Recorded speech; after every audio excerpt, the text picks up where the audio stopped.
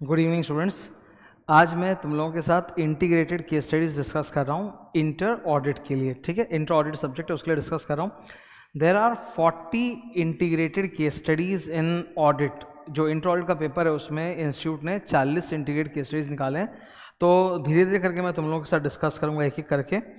अभी आज 3 case studies करेंगे। केस स्टडीज़ को डिस्कस करने के लिए मैंने क्या किया है, पूरे नोट्स को अच्छी तरह से मांझ दिया है। ठीक है, उससे क्या होता है कि तुम बहुत जल्दी समझते हो, याद बहुत अच्छा रहता है। ठीक है, और ऑडिट में क्या है कि there are lot of mistakes in the answers given. जो आंसर्स दिए हुए उनमें बहुत सारी गलतियां थी, एकदम कुछ कुछ आउट ऑफ सिलेबस भी पूछा है। तो वो सारा का सारा मैं तुम्हारे साथ बहुत सुंदर से डिस्कस कर दूंगा।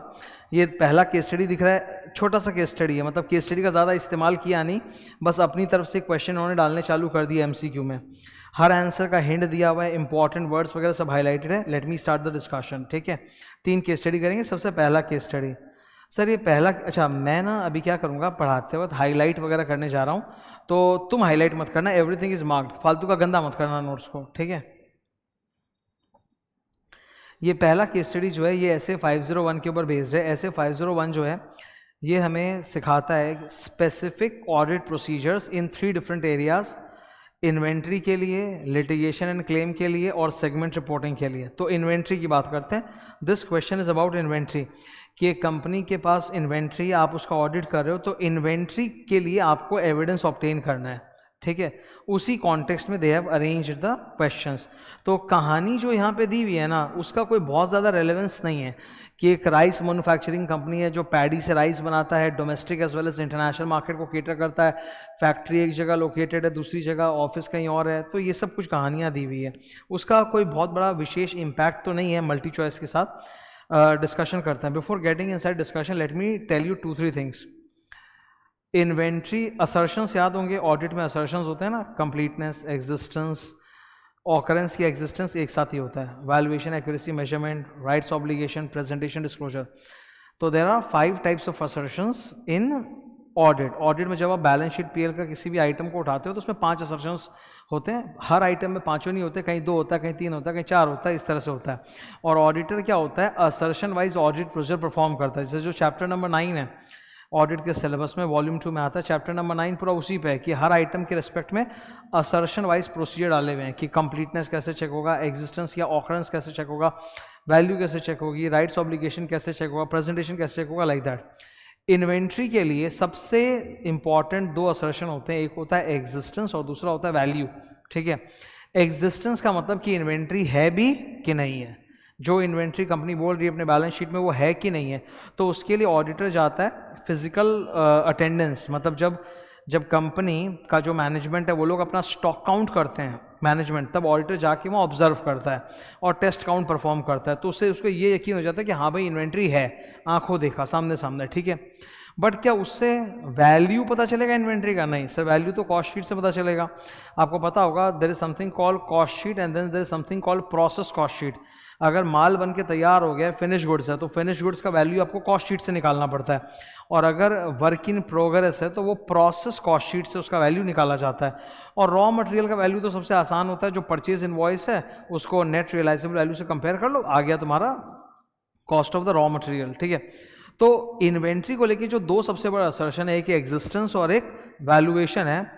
ऐसे 501 वो वैल्यूएशन के बारे में कतई नहीं है। ठीक है, ऐसे 501 gives us audit procedures only for testing the existence and condition of the inventory. Existence कि भाई आंखों देखा, स्टॉक काउंट पे जा रहे तो दिख रहा है सामने सामने इन्वेंट्री है।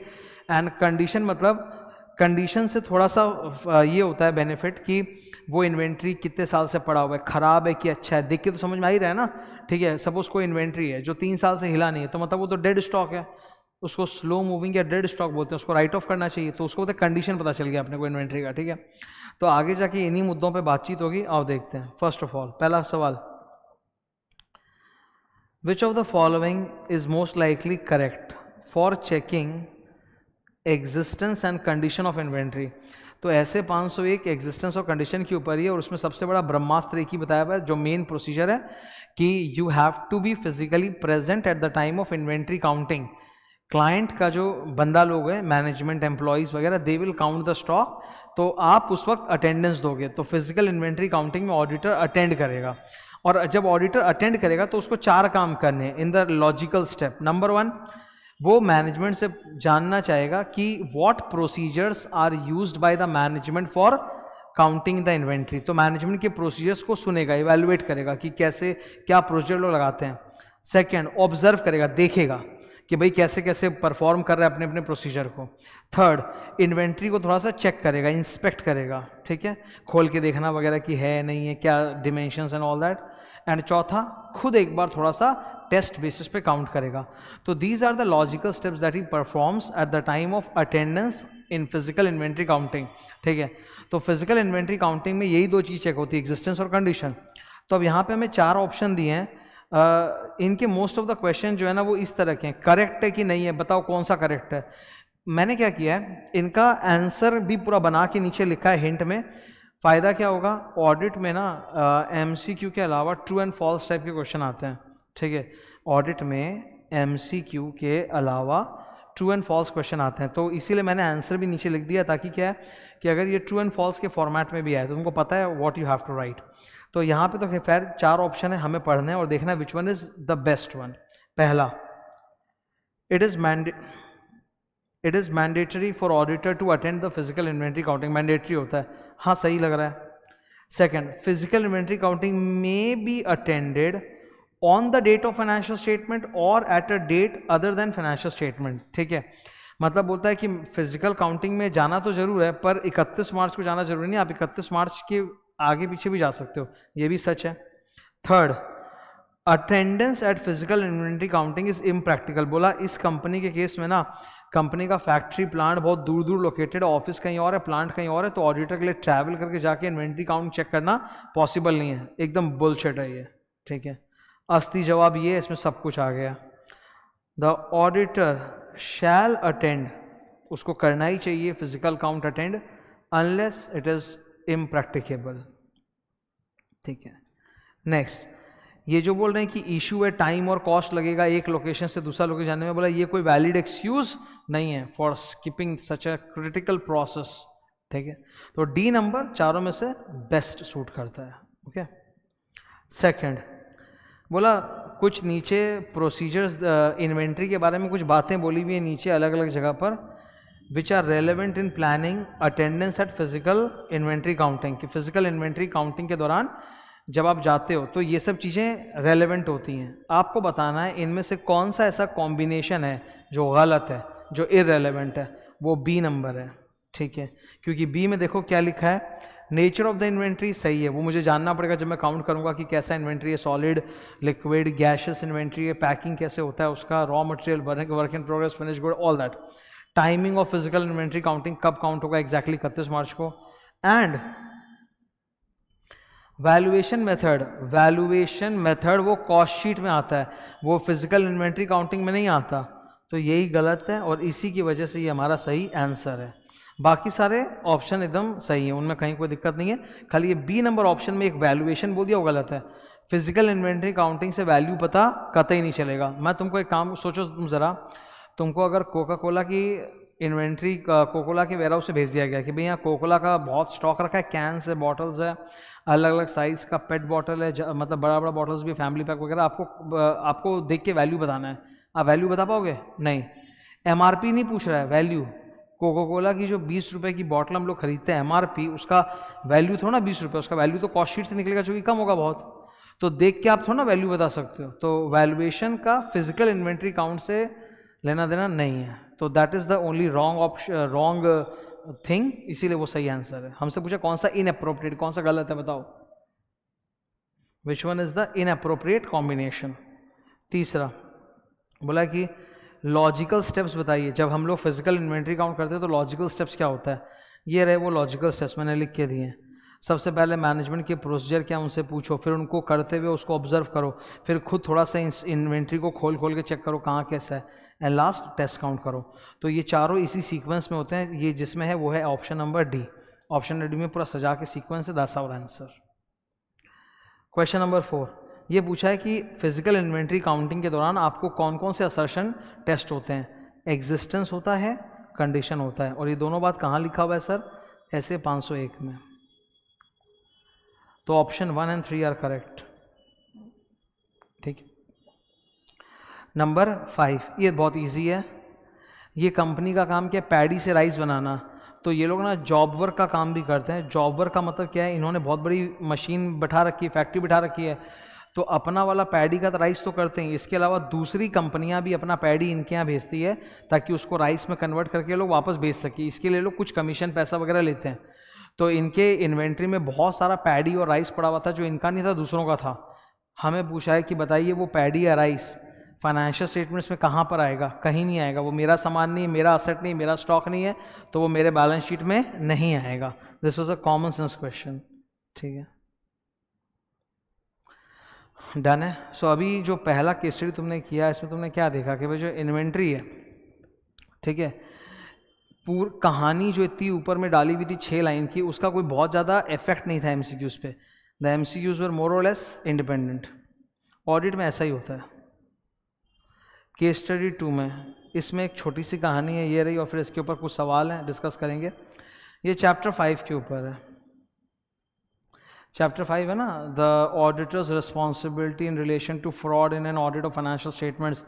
उस चैप्टर के अंदर कारो भी आता है, उस चैप्टर के अंदर 143 का 12 भी आता है। ADT 4 में रिपोर्टिंग करना पड़ता है। अगर 1 करोड़ से ऊपर का फ्रॉड मिला तो सेंट्रल गवर्नमेंट के पास ADT 4 जमा करके रिपोर्टिंग भी करना पड़ता है। ऐसे 240 भी आता है जो फ्रॉड के ऊपर है। All that comes into picture. अब यहाँ पे कुछ किस्से बताए हुए हैं कि लक्ष्मण जो है वो स्टैट्यूटरी ऑडिटर है बेस्ट लिमिटेड के, and he came across few doubtful transaction. सबसे पहले तो उनको पता चला कि कंपनी का जो कैशियर है चोर है। अब तक 75 लाख रुपए की चोरी कर चुका है लास्ट 4-5 सालों में। ये पहला प्रॉब्लम इसको पता चला। सेकंड प्रॉब्लम इसने देखा कि कैश बहुत हाई है इनके पास, 7 करोड़ रुपया। देखो, 2 चीज़ होता है बैलेंस शीट में, एक होता है कैश इन हैंड और एक होता है bank balance. Bank balance high होने में कहीं कोई दिक्कत नहीं है, दिक्कत है कैश इन हैंड हाई होने में। यार कैश इतना हाई क्यों रहेगा? आप उसको बैंक में डालो। Why will the company keep loose cash? अगर डेली का कैश सेल भी है तो उसको सेम डे बैंक में डाला जाता है। तो इनके पास 7 करोड़ रुपया कैश बैलेंस है। That's second problem. Third problem, इतना हाई कैश बैलेंस पड़ा है आइडल, बावजूद उसके बैंक से 2 करोड़ का लोन लिया है। तो ये झोल तो लग रहा है देख के। ठीक है ना, मैं इसी के ऊपर जो नीचे सवाल हैं उनके बेसिस पे तुमसे कुछ पूछ रहा हूँ। पहली बात, ये जो आप देख रहे हो कि इतना हाई कैश पड़ा है फिर भी बैंक से लोन लिया है, it directly does not mean कि फ्रॉड ही है, but it is an indicator of fraud. जब तक कन्फर्म नहीं हो जाए कि फ्रॉड है तब तक मेरी कोई रिपोर्टिंग रिस्पॉन्सिबिलिटी नहीं है। I will report to central government, I will report in my audit report, I will report it in my CARO, सब कुछ रिपोर्ट करेंगे, बट कन्फर्म तो होने दो। अभी तो कन्फर्म हुआ नहीं, ये तो बस शक हो रहा है हमें कि गड़बड़ है गड़बड़ है। तो महज शक या सस्पिशन के बेसिस पे हमें फ्रॉड रिपोर्टिंग नहीं करनी होती। तो क्या करना होता है? जब आपको शक होता है तब आप ऑडिट प्रोसीजर परफॉर्म करो। तो यहाँ पे ऑडिटर को ऑडिट प्रोसीजर्स परफॉर्म करने पड़ेंगे बहुत सारे, टू चेक कि एक्चुअली में कोई फ्रॉड है कि नहीं है। ठीक है, नीचे एक सवाल है इस पर, question number 5, as an auditor what conclusion can Lakshman draw about huge cash reserve and the bank loan? इसके बारे में क्या है? 4 ऑप्शन में से 3 ऑप्शन रिपोर्टिंग के ऊपर है। पहला बोलता है सेंट्रल गवर्नमेंट को रिपोर्ट करो, दूसरा बोलता है कारों में रिपोर्ट करो, तीसरा बोलता है कुछ रिपोर्ट मत करो। अरे रिपोर्टिंग तो बात का बात है सर, अभी फ्रॉड कंफर्म थोड़ा ना हो गया। Just because high cash balance है या बैंक लोन है, दैट डज नॉट मीन कि फ्रॉड हुआ ही है, इट्स जस्ट एन इंडिकेटर। तो when you see an indicator, जिसको हम लोग ऐसे 240 की जबान में बोलते हैं फ्रॉड रिस्क फैक्टर, तो जब तक फ्रॉड रिस्क फैक्टर पता चला, इट्स नॉट एग्जैक्टली फ्रॉड। ठीक है, तो फ्रॉड रिस्क फैक्टर जब पता चलता है तो we do audit procedures to find out evidence कि फ्रॉड है कि नहीं, देन वी रिपोर्ट। ठीक है, तो ये 3 जो लाल वाले रिपोर्ट है ये तो आंसर है ही नहीं। चौथा, ऑब्टेन सफिशिएंट एविडेंस कि फ्रॉड है भी कि नहीं है, दैट्स द आंसर। जो मैंने बोला वो मैंने नीचे यहाँ पूरा लिख करके समझा के डाल दिया है। ठीक है, कभी भी देखोगे आराम से पढ़ के पूरा समझ में आएगा, सब लिख के दिया हुआ है। अच्छा, फ्रॉड को लेके ऑडिटर का जिम्मेदारी क्या होता है? Is auditor responsible to find out each and every fraud in the company? Will he be able to even if he wants to? No sir, he cannot find out each and every fraud, he just have to obtain reasonable assurance. पूरे audit subject में एक ही भाषा चलती है, reasonable assurance. There is nothing called absolute assurance. तो auditor को बस एक रीजनेबल अश्योरेंस चाहिए कि whether the financial statements are free from MMS, material misstatement due to fraud. बस उसका रीजनेबल अश्योरेंस की जिम्मेदारी है, ठीक है। पहला सवाल, auditor has to obtain dash whether the FS is free from fraud और मिसस्टेटमेंट। तो वो क्या है? रीजनेबल अश्योरेंस, ठीक है। एब्सोल्यूट अश्योरेंस कहीं नहीं होता, मैनेजमेंट अश्योरेंस, सीएफओ अश्योरेंस बोले कोई वर्ड होता ही नहीं है। तो ये आंसर है रीजनेबल अश्योरेंस। नेक्स्ट, अच्छा उसमें हमको बोला है कि उसको सेंट्रल गवर्नमेंट को भी कुछ बातें रिपोर्ट करनी है, तो करेंगे ना फॉर्म 84 में। देखते हैं, पहला सवाल हो गया। दूसरा सवाल, मिस्टर लक्ष्मण सस्पेक्ट्स कि कैश पेमेंट्स बढ़ा चढ़ा के किए गए। देखिए जी, कैश में जो फ्रॉड होता है वो दो तरह से होता है। कैश पेमेंट के टाइम पे कंपनी से ज़्यादा पेमेंट करवा दो, या फिर कैश रिसिट के टाइम पे कि जब पैसा आया उसको कम करके दिखा दो। दो तरह से होते हैं। हमें बोला गया है कि कौन सा जो इन चार में से कौन सा एग्जाम्पल है जहाँ कैश पेमेंट को इन्फ्लेट किया गया है, ठीक है। दो ऑप्शन इसमें से ऐसे हैं जो इनफैक्ट रिसिट्स को लेके हैं, पेमेंट को लेके है ही नहीं। जैसे कैश सेल को लोग रिकॉर्ड नहीं करते, तो कैश सेल में तो पैसा आता है ना, वो तो रिसिट हुआ आपका, तो ये तो आंसर हो नहीं सकता मेरा, ठीक है। दूसरा नीचे number D, teeming and leading. Teeming and leading भी सेल के टाइम पे होता है, तो ये भी रिसिट है, ये भी आंसर नहीं हो सकता मेरा।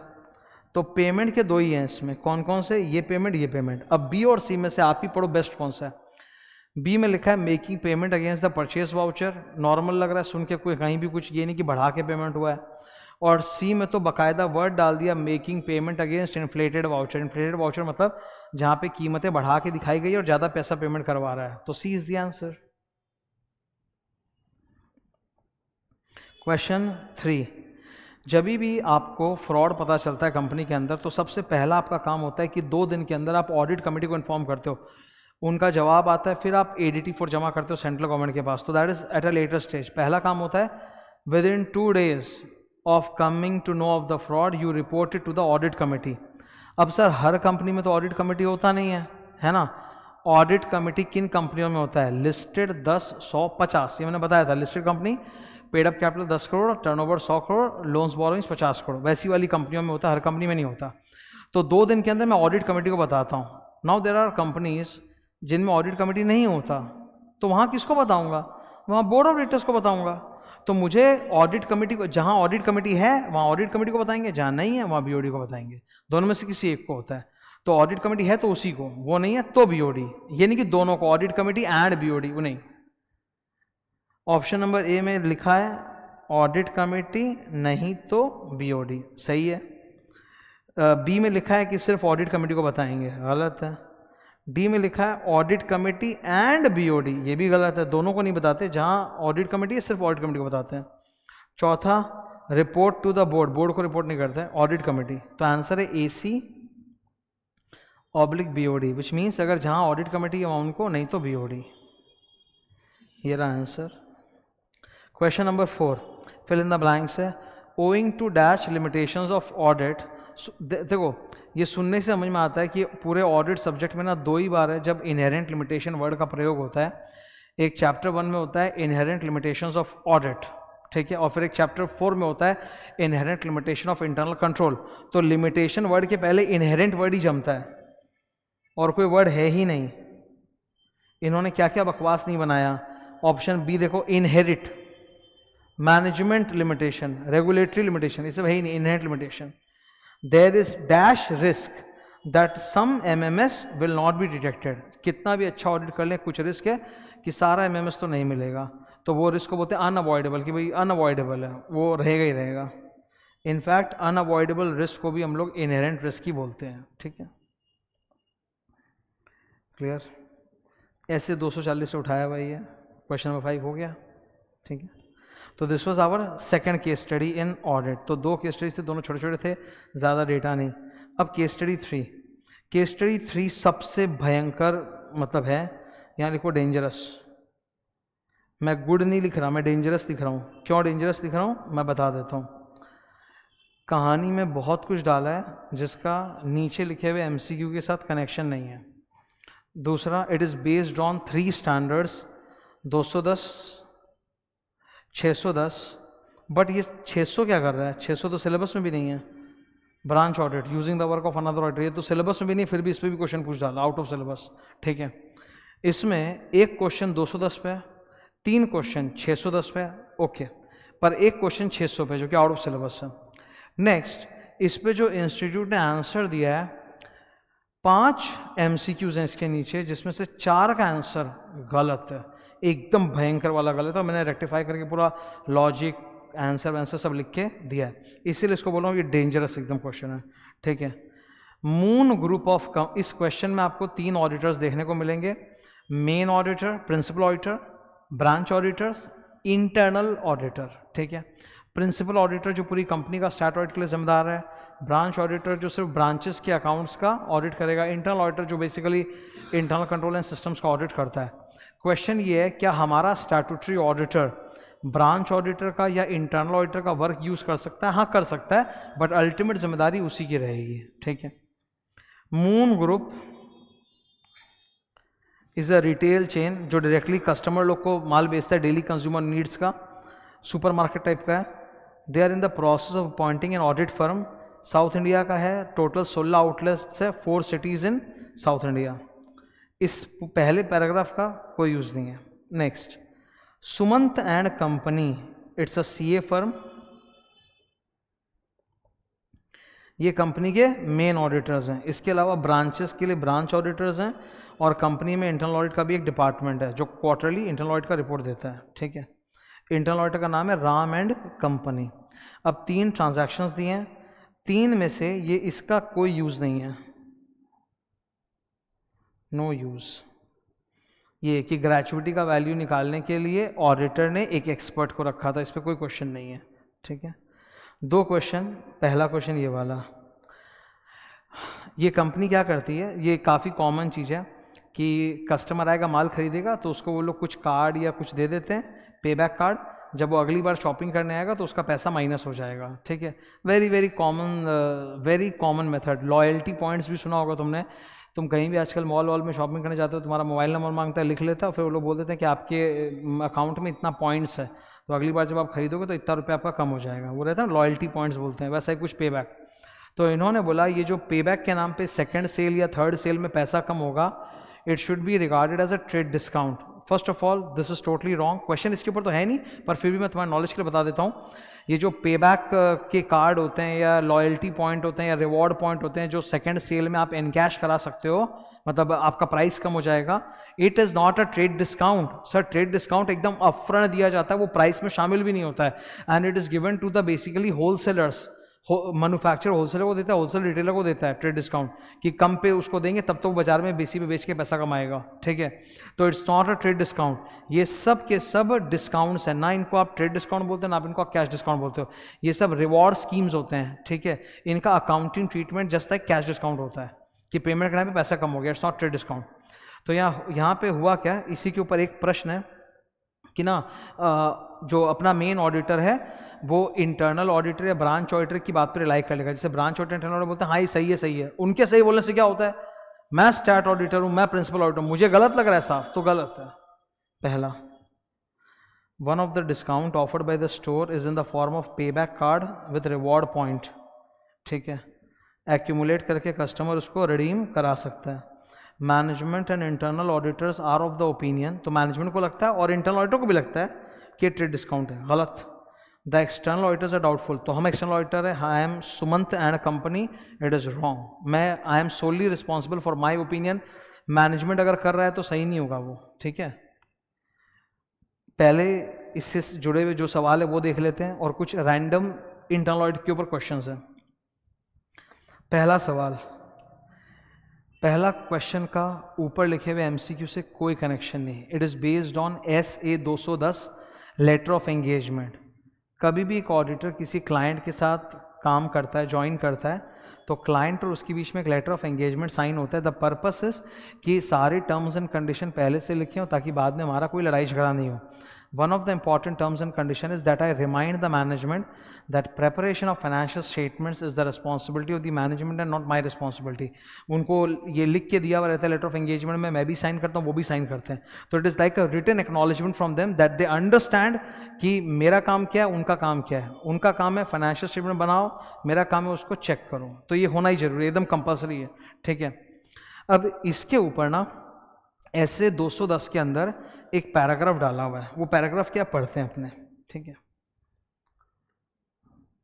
एज पर पैराग्राफ 11 ऑफ ऐसे 210, अगर कानून के अंदर डिटेल में बताया हुआ है कि भाई ये ऑडिट एंगेजमेंट के टर्म्स एंड कंडीशन क्या होंगे, तब आपको रिटन लेटर ऑफ एंगेजमेंट की ज़रूरत नहीं होती.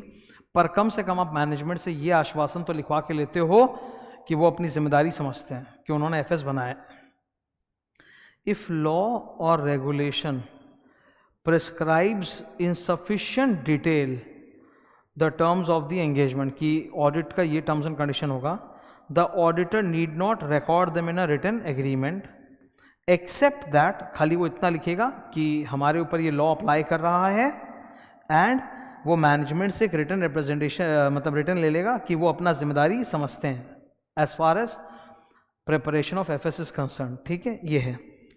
इन्होंने 4 में से ये ऑप्शन नंबर डी को सही आंसर दिया था, जो कि गलत है. सही आंसर है ऑप्शन नंबर बी, कि अगर लॉ डिटेल में प्रिस्क्राइब करता है तो कोई रिटन एग्रीमेंट की ज़रूरत नहीं है, एक्सेप्ट कि इतना कि वो लॉ हम पे अप्लाई करेगा और मैनेजमेंट से रिटन एक लिख के ले लेंगे एग्रीमेंट कि वो अपनी जिम्मेदारी समझते हैं फॉर प्रिपरेशन ऑफ एफएस. तो answer will be B, not D. Wrong answer है. अच्छा, एक बात अभी मैं बोल देता हूँ, क्योंकि ये तो इंटीग्रेटेड केस स्टडी है और ये YouTube पे जा रहा है. मैं 3-3 कर करके लेता रहूँगा, इसी तरह से पूरा एकदम सुंदर से बना दूंगा, सब समझ में भी आएगा. Now it is going on YouTube. जैसे जैसे होते जाएगा मैं पुट करूँगा, प्लेलिस्ट क्रिएट कर दूंगा ताकि तुम देख सको. आज 1 2 3 फिर 4 5 6 फिर 7 8 9 ऐसे. MCQs वगैरह में इनमें आंसर गलत होते हैं, ये बात मान लो. ये मुझे इसलिए बोलना पड़ता है कि देखो, आज मैं अगर यहाँ पर तुमको पढ़ा रहा हूँ तो I have several years of experience, plus I am very diligent about it. मैंने ऐसा तो एकदम नहीं किया कि मैं CA इंस्टीट्यूट का डायरेक्टली केस स्टडी लाया और रॉ और तुमको दिखा के नक्की कर दिया. नहीं, मैंने उसको पूरा साफ सुथरा किया, उसका सही आंसर्स बनाया, हिंट्स लिखे, अंडरलाइन हाईलाइट के इंपॉर्टेंट वर्ड्स को, सब कुछ देखो केस के अंदर का पूरा डिटेल वगैरह सब सजा के तुम्हारे सामने डिस्कस किया, बताया कि केस किस मसले पे है. ये सब थोड़ा लिखा हुआ रहता है. तो मैं बहुत मेहनत करके रिसर्च करके पढ़ा रहा हूँ. पर इसमें होता क्या है, there is a psychological problem. Student को कभी भी अगर बोला जाए ना कि ये इंस्टीट्यूट का आंसर गलत और ये सही है, वो विश्वास नहीं करेगा. वो फिर पूरा अपना ताकत लगा के दिखाना चाहेगा कि नहीं भाई इंस्टीट्यूट का आंसर ही सही है, आप समझे नहीं होगे. ठीक है.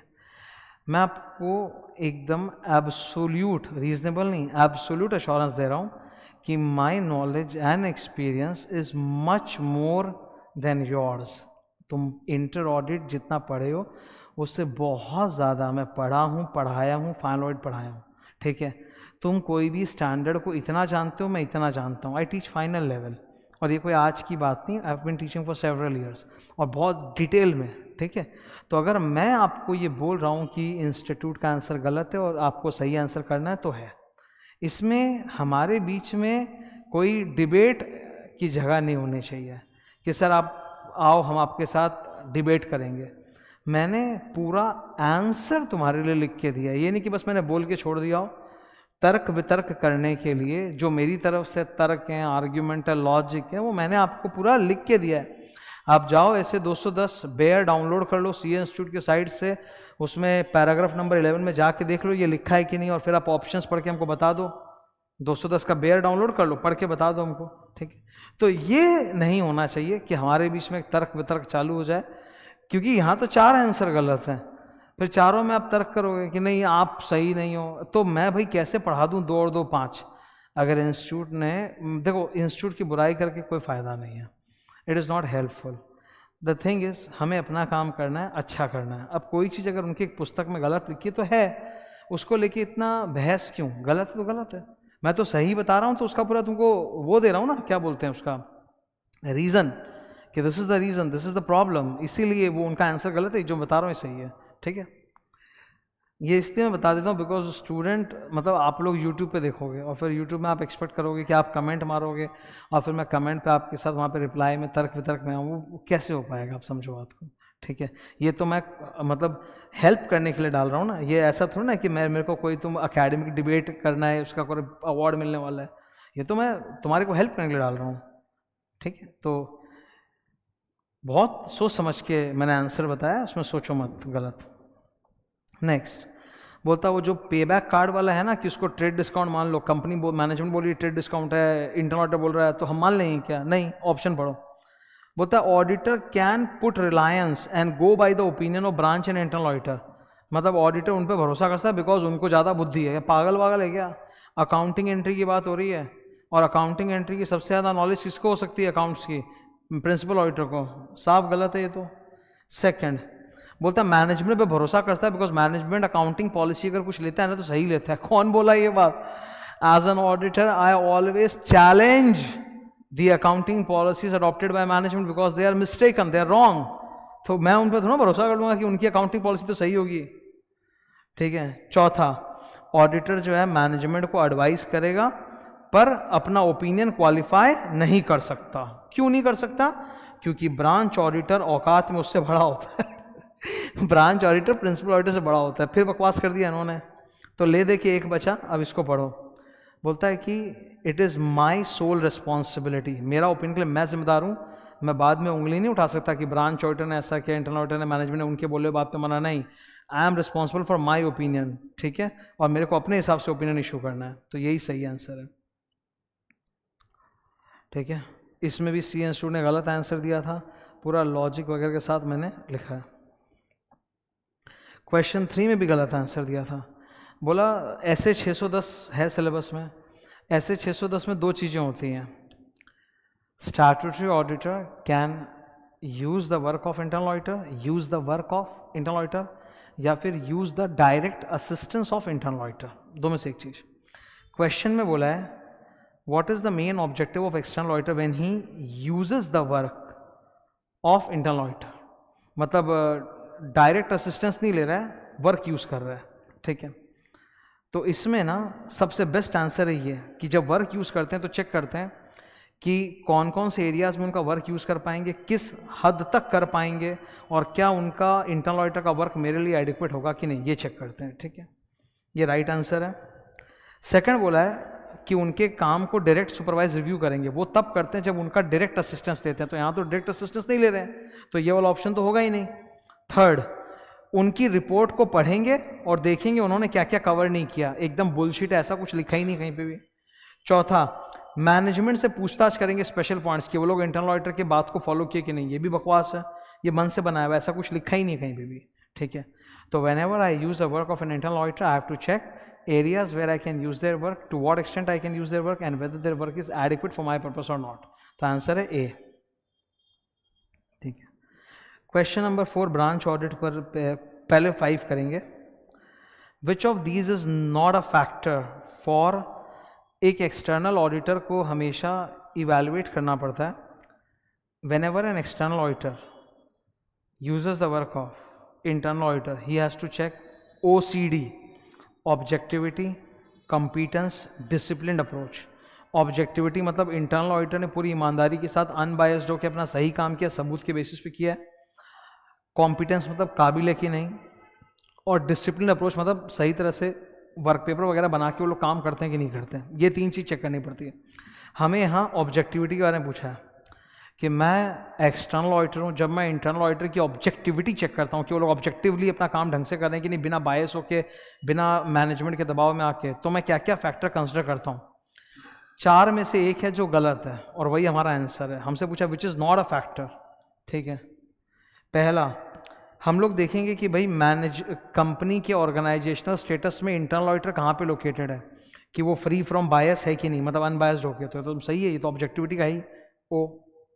Second, internal auditor is free of conflicting responsibility, internal auditor के ऊपर कोई कॉन्फ्लिक्ट नहीं है कि उनको एक तरफ बुराई भी करना और तारीफ भी करना है, वो ऐसा नहीं है, तो ये भी सही है ऑब्जेक्टिविटी।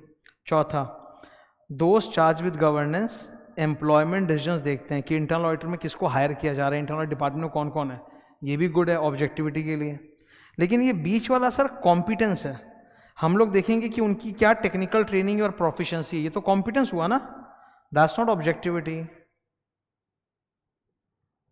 तो यही आंसर है मेरा, खाली यही एक हाँ MCQ था 5 में से जिसका आंसर इंस्टीट्यूट ने सही लिखा, ये वाला। नेक्स्ट, ये तो और भी गड़बड़, ऐसे 600 पर बेस्ड है, ये सिलेबस में नहीं है, तुम्हारा एक्सक्लूडेड है, फिर भी पूछा है तो मैं समझा देता हूँ।